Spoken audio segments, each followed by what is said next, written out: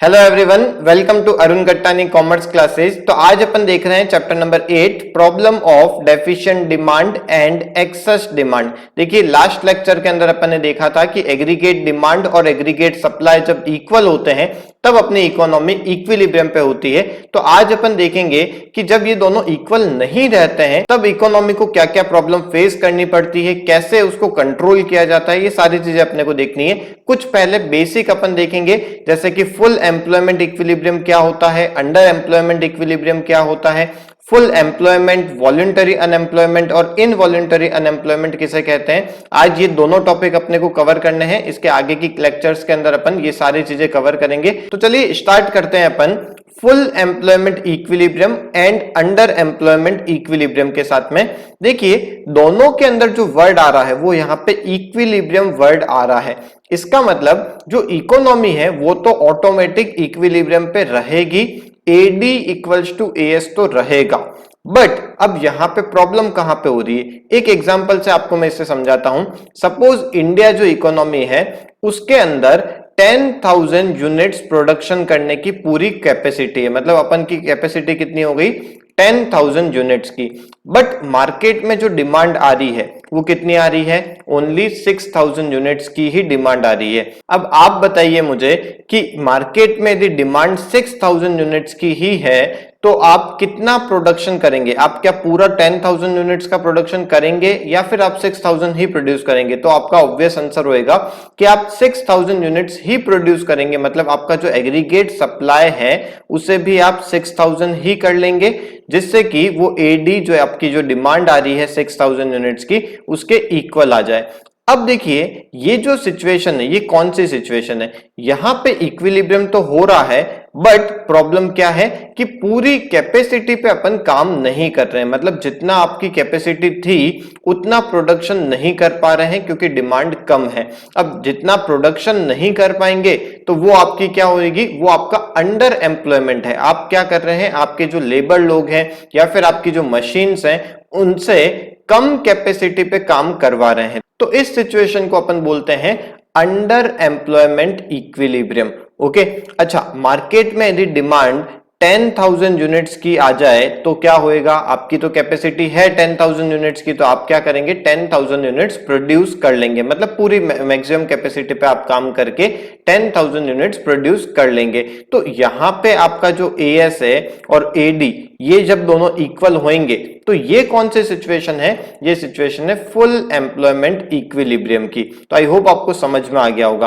अब देखिए, दिक्कत कौन सी वाली चीज है, यहां पे कोई दिक्कत नहीं है, यहां पे आप फुल एम्प्लॉयमेंट इक्विलिब्रियम पे काम कर रहे हैं, जितना देश के अंदर कैपेसिटी है उतना वो पूरा पूरा यूटिलाइज कर रहा है, जितना एम्प्लॉयमेंट होना चाहिए उतना एम्प्लॉयमेंट मिल रहा है लोगों को, तो यहां पे कोई दिक्कत नहीं है। तो फुल एम्प्लॉयमेंट इक्विलिब्रियम के अंदर कोई प्रॉब्लम नहीं है।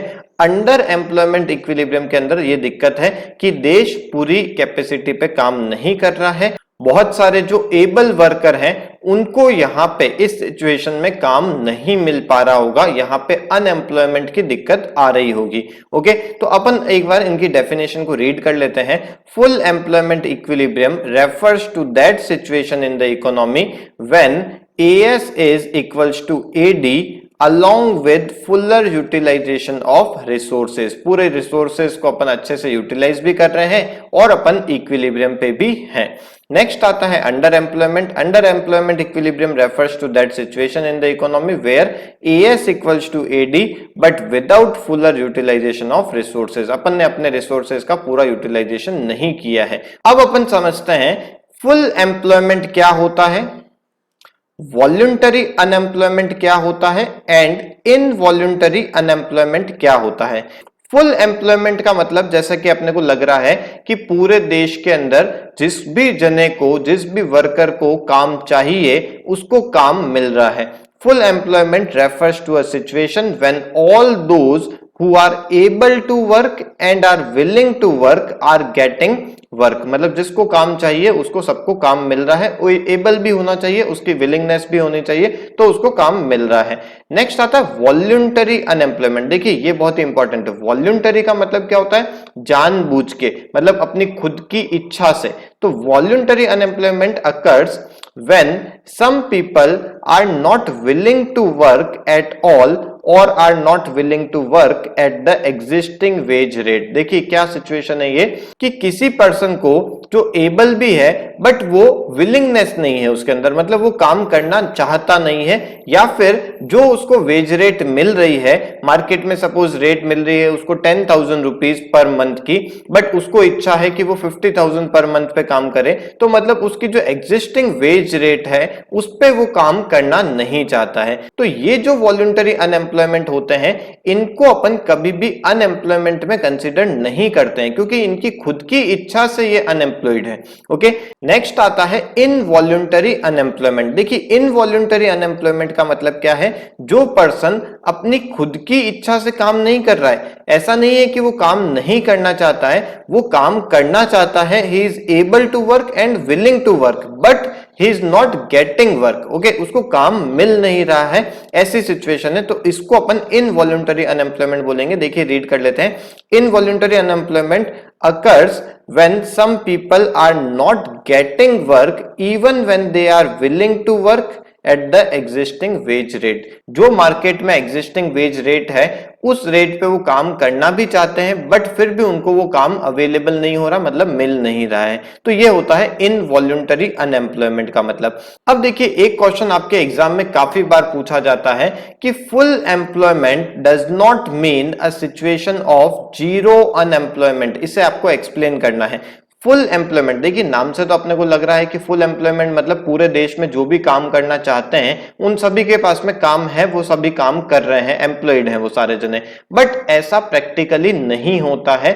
फुल एम्प्लॉयमेंट का मतलब ये जरूरी नहीं है कि मार्केट में जीरो अनएम्प्लॉयमेंट है, हमेशा कुछ ना कुछ एक minimum degree of unemployment market में हमेशा बना रहता है, जिसे अपन बोलते हैं नेचुरल रेट ऑफ अनएम्प्लॉयमेंट। देखिए कैसे कुछ ना कुछ अनएम्प्लॉयमेंट हमेशा रहता है। दो सिचुएशन होती है मार्केट में, जैसे कि ए पर्सन है, वो किसी कंपनी के अंदर अभी काम कर रहा है और वो अब क्या चाहता है, वो दूसरी कंपनी के अंदर शिफ्ट होना चाहता है। तो जो शिफ्ट होने का जो टाइम पीरियड है, 1 महीने का उसको टाइम पीरियड लग जाएगा उस शिफ्ट होने में, तो उस 1 महीने के टाइम में वो क्या है, वो अनएम्प्लॉयड है। दूसरा आता है जैसे कि एक पर्सन है, वो किसी कंपनी में काम कर रहा है, सपोज मैं बोल देता हूं टीसीएस कंपनी में वो काम कर रहा है।